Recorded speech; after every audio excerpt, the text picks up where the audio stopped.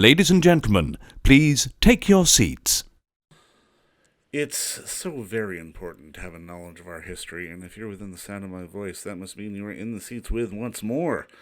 As always, my name is Dave Voigt, and I'm the host of this podcast, where we sit down with a wide-ranging variety of industry professionals and pick their brain about current projects, state of the industry, how they got started, and so very much more in a light and conversational fashion, because that's how we do it around here. And if you'd like to subscribe to this podcast, and God knows we would love it if you did. You can do that over basically wherever you can find your podcasts. Apple, Spotify, Google, Amazon, a few other places that are escaping me, but it's all pretty much good. And on top of that, you can find every single one of our episodes archived over at our YouTube channel. Also, we'd love it if you'd follow us on social media. You can do that on Facebook, Twitter, and Instagram at either In the Seats, or at It's Podcast One for all sorts of fun updates.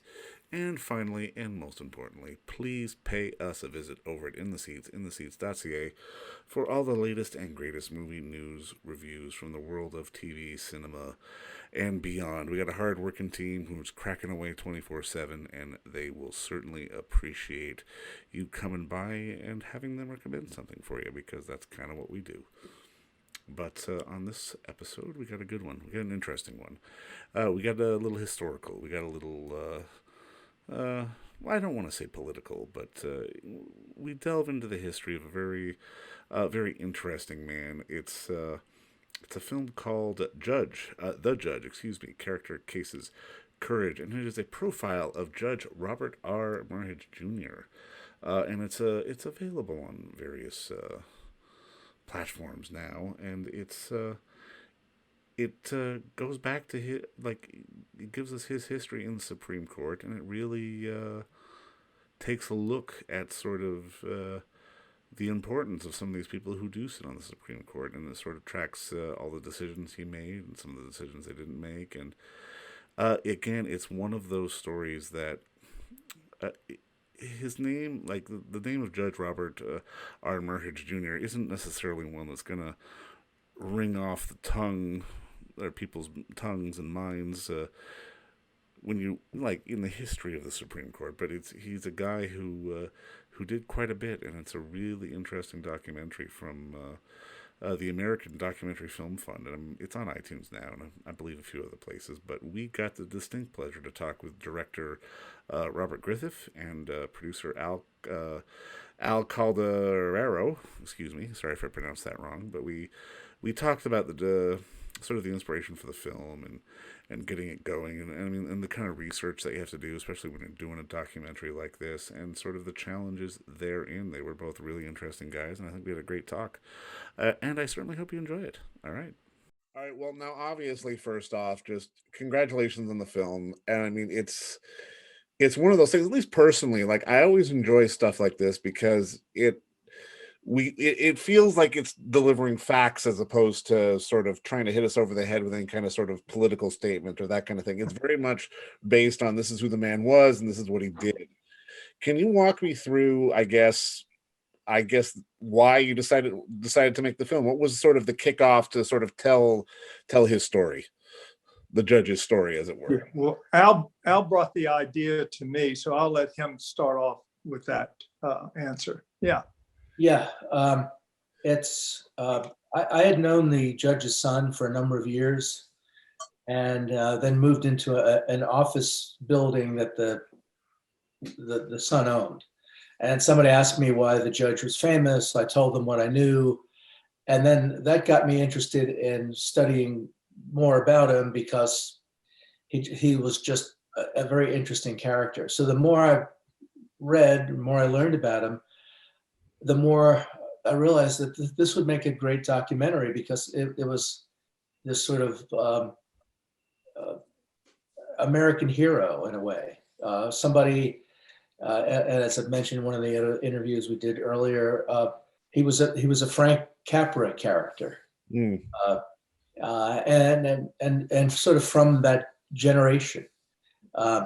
But just in the middle of all kinds of high profile stuff, not afraid to step into maybe the line of fire to some extent. He had been a part of a B-17 bomber crew in World War II, and they had been through a number of close calls.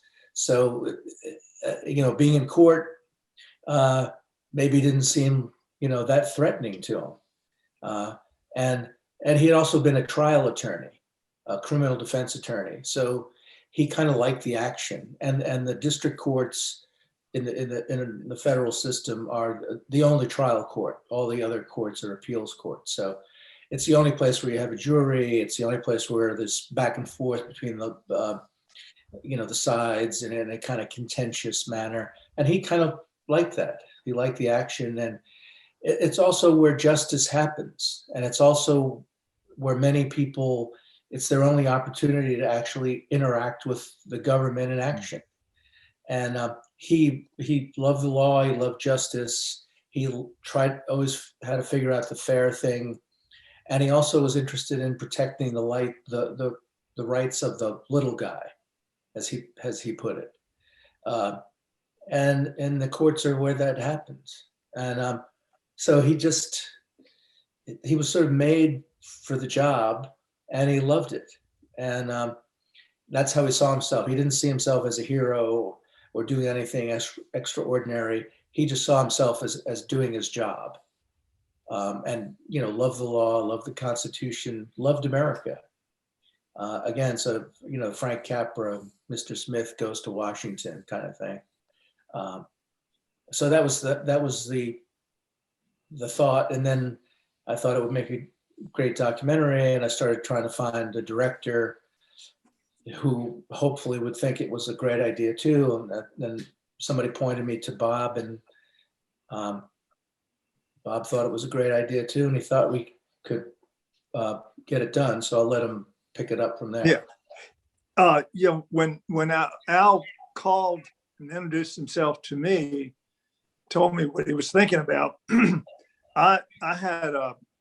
I remember the judge. I had started my career working in television and film departments for news and documentaries. And so I was very familiar with a lot of his high profile cases. And, my first reaction was, well, this is someone I think we might, be able to find funding for, especially in his hometown of Richmond. So that's where we kind of launched everything from. And after about a year, we had established a nonprofit status and had raised enough money to kick it off and get going. So really, that's pretty much it.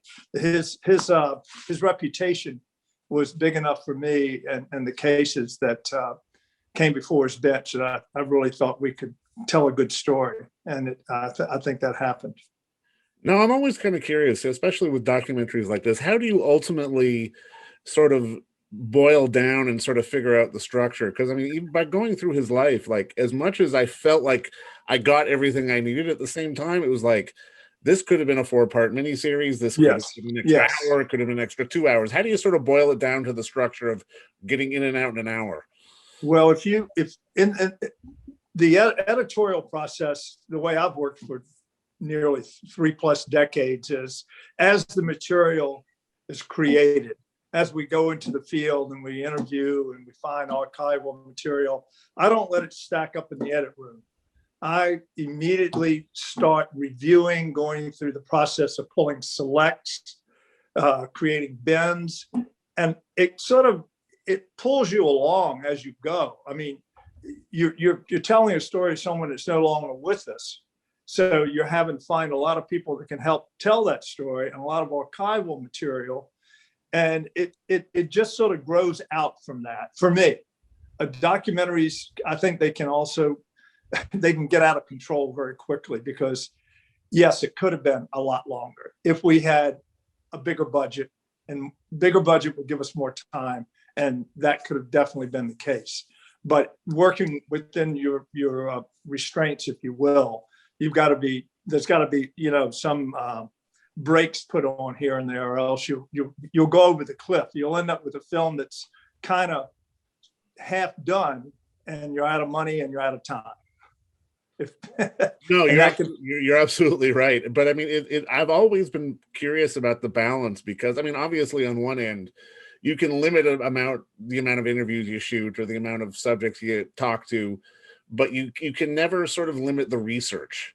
Like you Mhm. do have to do the research always, and then it's one of those things where you have to sort of, I guess, like you say, you figure it out on the fly because it's. I can imagine that, especially given how long these things can take. Yeah. I mean, they would turn into something completely different. Well, let me give you one example, which is a good one. I think very good. We had people just showing up with old archival tapes, VHS tapes Yeah. that were just they were priceless. But we also one day we were trying to figure out how did the judge ended up how did it end up that he got appointed. Here's a guy from up north. He's not a big Virginia name. We have what is called around here, and I think in the South, a lot of blue bloods, important families. So he comes down from New York, and he ends up a federal judge in Virginia. How did all this happen? And Al and I were both trying to figure that out and find that out. And I think the tape was sent to Al originally, or given to Al. And this tape, we looked at it, and in his own words, the judge is telling how it all came about. And it was like, not only do we now know what happened, because it was a former lieutenant governor from Virginia that Sarge Reynolds was his name, who wanted to see if if Merhige could be appointed. And Johnson was the president at the time. So that was really, it was just one of those moments you go, this is unbelievable. Not only did we find out how, but here's the judge sitting in front of a camera in his own words, tellings. So it was actually even more incredible than that, because we were in a meeting, we're trying to raise funds. And so we're in a meeting with a lawyer who was on the board of a foundation that was trying to decide whether the film was something they could give us money to. And he asked us, well, how did he get on the bench? Because it was like Bob was just saying, he wasn't, an old Virginia family. He was a Yankee. And so we walked out of the meeting and we're thinking, okay, we're making a documentary. We've got to figure this out. And literally the next day, one of the lieutenant governors, Sarge Reynolds, who unfortunately died pretty young, his son sent me the tape that Bob is talking about. It was like the very next day, and it just appeared, and it was like the answer. And we didn't ask the guy, we didn't tell him, because we just figured out we had to find this out. And this tape appeared, and we've had a number of those things through the film where it was almost like, oh, the judge really wants us to make this film. So it's like these things would happen, something would show up. And I mean, it was also a lot of hard work, and trying to raise the money wasn't really that easy. But when we really, really needed something to happen, it would happen. Like this film just showing up actually the J. Sergeant Reynolds' son was the judge's godson. And he sent us the film that had been made for the commemoration of a junior college named after the lieutenant governor, J. Sergeant Reynolds Community College. So we had a couple of those things happen. So it was pretty interesting, but that's how that one happened. Well, it's always pretty amazing to hear these moments of clarity come through the noise that I can imagine research on stuff like this would create. Because I mean, I even look at the Watergate decisions, and it's one of those things where I would imagine you sort of have to have not just faith in yourself, but faith in the story that you want to, the overall story that you want to tell. Because I can easily see, as a producer and as a filmmaker, just sort of wanting to go down these various rabbit holes, just because I could imagine they're really incredibly interesting ones. Yeah, it can happen very quickly, especially in the edit room, more than any other place, because you have material that gets bumped by somebody else. It's kind of like you've got something in there that is, you think it's pretty good, but lo and behold, you do another interview with a different person and they tell that story better. it wins out. That, that thing about on the edit floor. So you got to go back. And when you do that, a lot of times, you run into time issues, continuity issues, cuts. It's quite, can get, as you well know, can get quite complicated. Yeah. Can you guys talk to me a little bit about the American Documentary Film Fund? Because I'll admit, I didn't even know that was a thing. Well, Al, you want to? Well, we were we're trying to figure out how to get the funding and make this film, and we were trying to raise money. And I was talking to another one of J. Sargent Reynolds' sons, J. Sargent Reynolds Jr., and we had discussed whether to be a nonprofit, and we both have like artistic backgrounds, and any kind of involvement with the government was kind of anathema to us. So we weren't going to do that. But I was talking to a guy trying to raise money, and he said, well, I'd really like to help the film because he knew the judge, growing up. His father was the judge's best friend. And I'd really like to help. But if you were a nonprofit, we could give you a lot more money because then it would come out of the family foundation. And I called Bob and I just said, okay, well, we've got to go nonprofit because that's how we're going to get the money for this. And so that's how it started. And we just, I don't even remember how we came up with the name. We were trying to come up with some names, and it seemed like we were making a film about a great American, and it was a documentary, and we were trying to raise funding for the film. So it was like, okay, American Documentary Film Fund, because it was what we were doing and it was how we were doing it. So that's how it came about. Yeah, it's a whole lot easier when you have that 501c3 status to ask someone for a big check. Well, you're not going to get it if you're not a nonprofit, if the film's not an investment film, and films like this are not investment films. So you really, it's a hard way to go if you don't have that status. But once you get it, there are grants you can apply for. There's all kinds of funding just doesn't exist otherwise. Well, most of the foundations can only give money to 501c3s. So that was an obvious consideration because that's where the bulk of our money came from.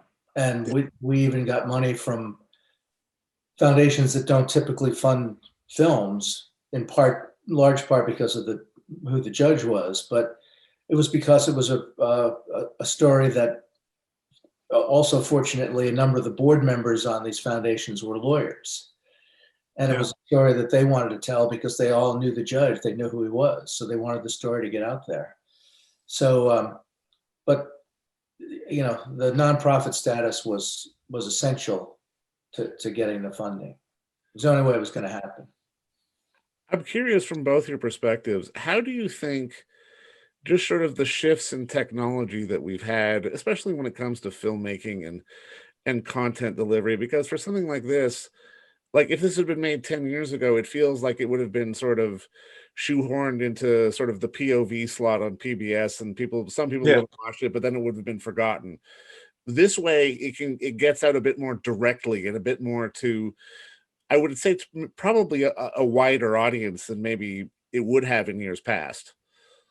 Yeah, well, our distribution is national, so in Canada, so that's a great thing right there. And PBS can be a little sticky to work with. So I think the technology, you still have to have a good story to tell. Sure. I think as you go through the process, we had the same crew from day one till we were finished production, till production was finished, which sometimes doesn't happen. People get on other jobs, freelance things, they go away, but we were able to keep the same people. And that really helps with the overall continuity of how you work and what you do. And you're not bringing someone in cold and trying to bring them up to steam on what's going on and how you work. So I think we were very fortunate there, and we were able to keep the funding going so that we didn't get in the rears on money. And that, was almost like having a front end loaded film, and that was good. Yeah, and I think this is not so much a technology thing, but the fact that the story has actually become very timely, and it made it. I hope, I think it made it more attractive to the distributors Yeah. because of the timeliness of the film and the subject matter, which is still resonating today. So I think that was fortunate, but I think, yeah, just getting it so that the filmmakers, more or less, it's never quite direct, but more directly can get a film out these days. Now, I won't ask for spoilers, but it feels like you guys have more stories in the works along this kind of line. Was this a one-off, or do you sort of see more stories like this one of the judge being made? Maybe not just from you, but from anybody out there. I think there's going to be more. I mean, I'm talking about across the board, not just us. Yeah.